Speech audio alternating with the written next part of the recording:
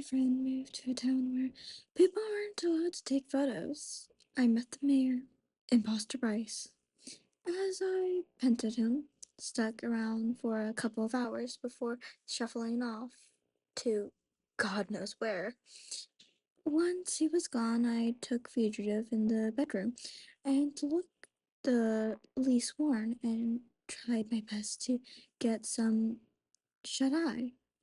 Needless to say, I slept like the opposite of a baby. Ambulance sirens stung through the night. Occasionally sounds of sniffing in the backyard bushes rang in my ear.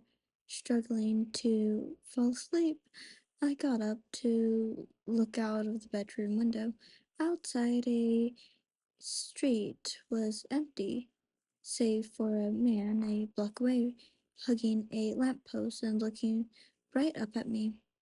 Fucking hell.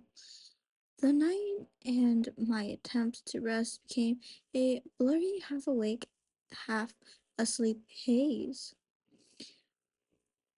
Eventually, the sound of knocking at the front door interrupted my drowsy nap. I left the bedroom approaching the sound and looked through the door's peephole, expecting some horrifying sight or nightmarish creature. It was Bryce. He was flashing the same signal we'd agreed upon earlier. After a minute of gearing up, I accessed the bravery needed to open the door. He entered, and to my great relief, didn't shape into a warlock and rip my face off. Cool of him. He didn't say much, not even hello. His face wore misery, and his weird, colty, sluggish outfit had splattered of blood on it. He desperately shuddered to his room, mumbling incautiously under his breath. Huh? Weirdly, having him home now was enough to temporarily override the PTSD I was feeling from the 24-hour of mindfuck. I went back to the room, and within minutes, I was lights out. When I woke up, it felt like I'd emerged from the best sleep I'd ever had, to the point that it took me a good 20 seconds to remember exactly where I was and for the misery to creep in. I looked at the clock and saw the time was only 7:15 a.m. I was flabbergasted. No way that I only slept an hour. I entered the dining room. Bryce was already breakfast ready. Plates were set out on the table. Does time work differently here? I asked, taking a seat. Bryce sized up my outfit. I was still wearing my clothes from yesterday. I should have remembered to lend you my PJs. My bad. I grabbed a forkful of scrambled eggs. I was hoping he'd start curdling his habit of avoiding my question. I took a bite. Not bad. Time, he ruffled. Not sure. There's enough weird things happening here that I don't really dwell on it. Fair enough, I said. So, I was instructed to bring you with me to today's job. I almost splattered eggs all over the table. Bring me? Me explicitly. Yep. He turned his phone around and leaned across the table to show me. Well, I'll be. There it was, wrapped in a gray bubble, the most recent text in a thread. This morning, you will visit the Parker Group building and audit their operations. Bring Rosedale Beckett with you. I sighed. I assume I have to come because not following the rules here is a bad idea. He shot me ungracefully with his finger guns. You catch on, Freddo. I decided not to protest. After yesterday's shenanigans, it was probably best I followed Bryce's lead. We promptly finished up breakfast. Bryce basically made a beeline to his car in the driveway after. Dude took his job seriously. I joined him outside, half afraid of a banshee would jump out of the bushes or something. But after things were relatively tame, actually, the only thing out of the ordinary was a gathering taking place in the auditorium's mansion across the street from us. Through the window, I noticed a gallery of well-dressed societies, like sitting at a circle and reading a book together. A book club. At this hour? I rode shotgun in Bryce's Ada. When the fuck did he get to Ada? As he drove us to the skyscraper in the town center. So, what's the escape plan? I asked. I've always been particularly shit at small talk. I'm sorry? I assume everyone in town is trying to get the fuck out of Dodge. What's the strategy? Friendly reminder that your head gets diverted if you try to escape Rose. Or did you already forget about yesterday? Yeah. But isn't anyone there crafting, figuring out some way to break from this hellscape?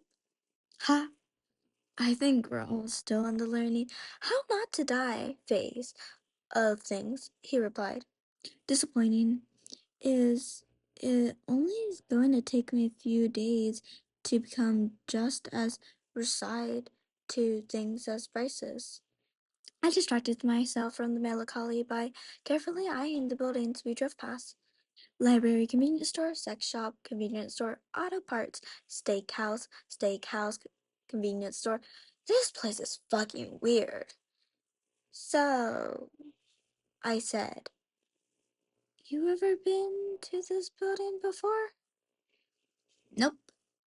Uh, huh? And what about auditing? That a thing you do regularly? First time. But you know what to do, right? Yeah, I was given clear instructions. Go inside, tell them why they're visiting, tell them, explain what they're doing, let them take us where they need to take us. If anyone has any concerns, say that they're friends of Melanie Lane. Right. And who's Melina Lane? No clue, he said. Oh, right, another rule. Avoid small talk with employees. We closed in on Thai Rice. Bryce slowed down to find parking. We stepped out of the car, the looming building ahead. We walked under the protecting compound as the stone pillar framed our path. I noticed groups of people lurking behind the columns, peeking their heads out, almost glaring, some smiling. Bryce, I'm kind of scared. Don't worry about them. They won't do anything. Okay. We reached the entrance. The motion sensor sliding doors parted gracefully, inviting us in. We crossed in the lobby. A very sharp-dressed greeter approached us. Why, hello there, sir. And look, you brought company. Here for an audit, Bryce said smirkingly. Yes, of course, the folks up on 9 were expecting you. Great, we'll be on our way.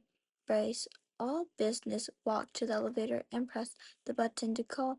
He stared at the framed picture hung on the wall between the lifts. It was a portrait of a stunning luxury car. God, that's a sweet ride, he said. Ding! The elevator arrived. We slipped in at the steel box, and Bryce pressed on the button for the ninth floor. It went up. I mean, this isn't too bad. You always wanted to work in a fancy tech office, right? I asked. Yeah, I guess I did. Just getting trapped in this freaky town for that dream to pan out. Huh. I laughed, a little glimpsing of our buddy cop. Dominic was black under non-identical circumstances. He pulled out his phone slamily to check the text thread he had with his boss. Alright, so recap of the rules. If anyone asks, friends of Manila Lane. Manila Lane, I echoed. We'll explore ask the folks what they're doing, go wherever they asked us to. We'll take notes. We won't make small talks with them. Very simple. Got it. I nodded. The lift trembled momentarily as it settled into the ninth floor. Then the doors opened. We emerged into a floor that was pretty tacky looking decor, I have to say. It looked dated, unbecoming of the prestigious looking building it was housed in. We started down the hallway, flanked by the boardrooms on both sides. It sounded like business meetings were underway. Bryce entered one of the rooms seemingly at random. I trailed behind. Inside, a group of gentlemen, all dressed in prestigious white shirts, black ties, and sharp dress pants, sat around an age-laden table. Looks like they all got the dress moment for today. They momentarily paused for their discussion, looking up at us with puzzled stares. Here for Ada, Bryce announced curtly. Carry on.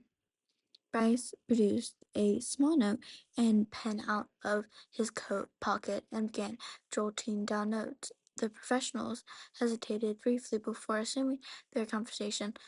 So, as I was saying, one of the men said, we're finishing the design for the next convenience store. Not the echoes around the table. We need a clear, open road leading to the convenience store. Another contributed, no construction whatsoever. I'll oversee that. Again, a chorus of disagreement from the room. What about blood? A man interjected. Heads turned to his direction. If it's a significant amount of blood outside the convenience store, he simply declared, we'll need to assess to manage it. The pattern continued. Mumble of affronts shares between the employees.